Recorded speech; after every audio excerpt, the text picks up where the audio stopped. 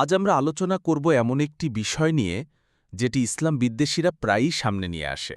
তাদের অভিযোগ হল নবীজি সাল্লাল্লাহু আলাইহি ওয়াসাল্লামের স্ত্রী হজরত আয়েশা রাদিয়াল্লাহু আনহার বিয়ে হয়েছিল খুব অল্প বয়সে, মাত্র ৬ বছর বয়সে। আধুনিক দৃষ্টিকোণ থেকে এটি শিশু বিবাহ, যা সম্পূর্ণ অনৈতিক। তাদের যুক্তি আরও এগিয়ে যায়, কোনো শিশু মানসিকভাবে বিবাহের জন্য প্রস্তুত হতে পারে না। ২. এত অল্প বয়সে বিবাহ করা মানে তাকে জোরপূর্বক একটি সম্পর্কে ঢুকিয়ে দেওয়া। ৩. আধুনিক আইন অনুযায়ী ১৮ বছরের নিচে বিয়ে বৈধ নয়, তাই ইসলামিক এই ঘটনার সাথে মানবাধিকারের সংঘাত আছে। এভাবেই তারা বিষয়টিকে উপস্থাপন করে যেন ইসলাম নারীর অধিকার কেড়ে নিয়েছে এবং নবীজি সাল্লাল্লাহু আলাইহি সাল্লামের জীবনকে প্রশ্নবিদ্ধ করেছে।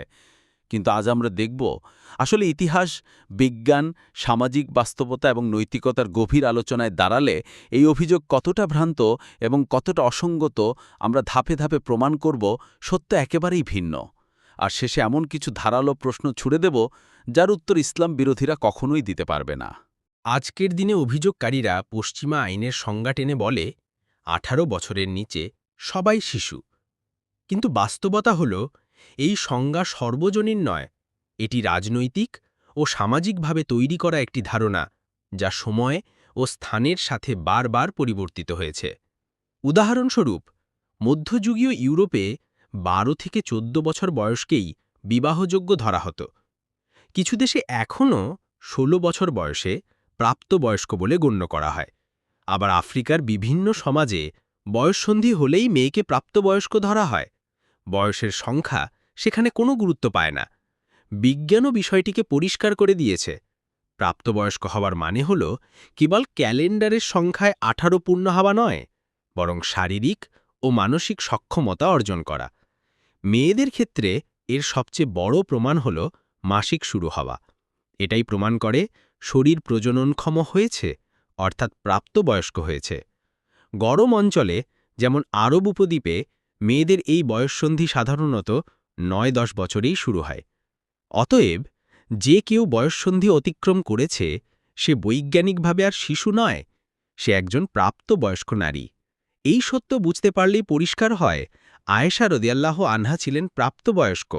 তিনি কোনোভাবেই শিশু ছিলেন না, বরং তাকে শিশু বলা মানেই ইতিহাস, বিজ্ঞান ও বাস্তবতাকে অস্বীকার করা। ইসলাম বিদ্বেষীরা নিজেদের ইতিহাস ভুলে গিয়ে অন্যকে দোষারোপ করে, অথচ বাস্তবতা হল ইতিহাসের আয়নায় তাকালেই তাদের মুখোশ খুলে পড়ে। ইউরোপে শত শত বছর ধরে অল্প বয়সে বিয়ে ছিল বৈধ। ইংল্যান্ডে ১৩ শতক থেকে ১৯ শতক পর্যন্ত মেয়েদের জন্য বিবাহযোগ্য বয়স ছিল মাত্র ১২ বছর। ফ্রান্সে আইনি বয়স ছিল ১২ এবং সেটি বহাল ছিল ১৮৯০-এর দশক পর্যন্ত। রাশিয়ায় ১৭০০ থেকে ১৮ শতকে ১০ বছরের মেয়েকেও বৈধভাবে বিয়ে দেওয়া যেত। স্পেনে ১৯২৯ সাল পর্যন্ত বিয়ের সর্বনিম্ন বয়স ছিল ১২ বছর। এবার আমেরিকার দিকেও তাকানো যাক। ঊনবিংশ শতকের মাঝামাঝি পর্যন্ত অনেক অঙ্গরাজ্যে ১০ বছরের মেয়েকে বিয়ে দেওয়া বৈধ ছিল। এমনকি বিংশ শতকের শুরুতেও কিছু অঙ্গরাজ্যে ১২ বছরের নিচে মেয়েদের বিয়ে আইনি অনুমোদন পেত। আশ্চর্যের বিষয় হল আজকের আধুনিক আমেরিকার ক্যালিফোর্নিয়া ও নিউ ইয়র্কে এখনও আদালতের অনুমতিতে নাবালিকা বিয়ে বৈধ। এবার প্রশ্ন হল, যেখানে পশ্চিমাদের ইতিহাসই সাক্ষ্য দেয় যে ১০-১২ বছর বয়সে বিয়ে ছিল স্বাভাবিক এবং আইনসম্মত, সেখানে ইসলামকে এককভাবে টার্গেট করার মানে কি? এর মানে স্পষ্ট, এটা ইতিহাস বা মানবাধিকার নিয়ে আন্তরিক চিন্তা নয়, বরং ইসলাম বিদ্বেষ ছড়ানোর এক প্রকার ভণ্ডামি। ইতিহাস আরও প্রমাণ করে বিয়ের বয়স সবসময় পরিবর্তনশীল ছিল। কখনো ১০, কখনো ১২, কখনো ১৪, আবার কোথাও ১৬ বা ১৮ নির্ধারণ করা হয়েছে। এক দেশে যা বৈধ, অন্য দেশে সেটাই অবৈধ। এমনকি একই দেশে সময়ের সাথে সাথে আইন বদলে গেছে বারবার। এ থেকেই বোঝা যায় মানুষ নিজের মতো করে নৈতিকতা ঠিক করে আর সময়ের সাথে তা পাল্টায়। কিন্তু নৈতিকতা যদি এভাবে মানুষের খেয়ালখুশি অনুযায়ী পাল্টায়, তবে তা কখনোই স্থায়ী মানদণ্ড হতে পারে না।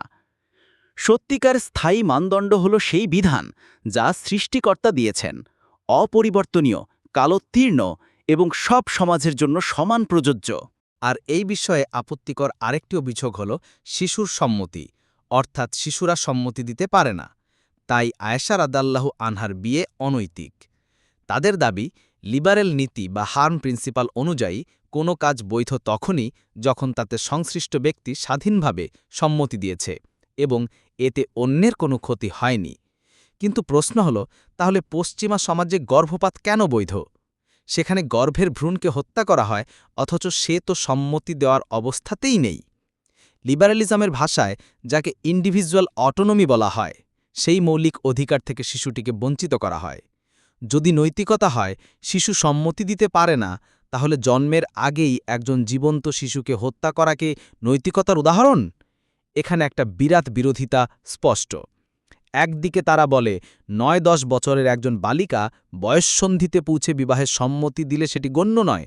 অন্যদিকে একটি ভ্রূণ কোনো সম্মতি দেওয়ার আগেই হত্যা করা হলে সেটিকে তারা মানবাধিকার বলে। এটাই হলো পশ্চিমা নৈতিক দর্শনের ভণ্ডামি। যদি সম্মতিই সবকিছুর মাপকাঠি হয়, তবে গর্ভপাত তো আরও বড় অপরাধ, কারণ এখানে তো জীবন্ত শিশুটি কোনোভাবেই নিজের ইচ্ছা প্রকাশের সুযোগই পায়নি। সম্মতির নামে আয়েশা রাদিয়াল্লাহু আনহার বিয়েকে কলঙ্কিত করবে, অথচ একই নীতিতে শিশু হত্যাকে বৈধ করবে? এটাকেই কি বলে লিবারেল মানবাধিকার? আপত্তিকারীদের জন্য কিছু প্রশ্ন। শিশুর সংজ্ঞা যদি এক এক দেশে এক এক রকম, তবে ইসলামের ঘটনা নিয়ে কেন এত চিৎকার? কেন ৭ম শতকের ঘটনাকে ২১ শতকের আইন দিয়ে বিচার করা হচ্ছে?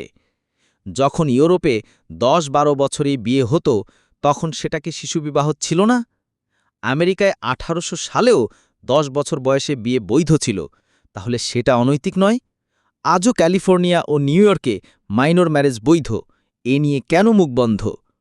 আধুনিক বিজ্ঞান যখন প্রমাণ করে ৯-১০ বছরে বয়ঃসন্ধি হয়, তখন সেটা মানতে সমস্যা কোথায়?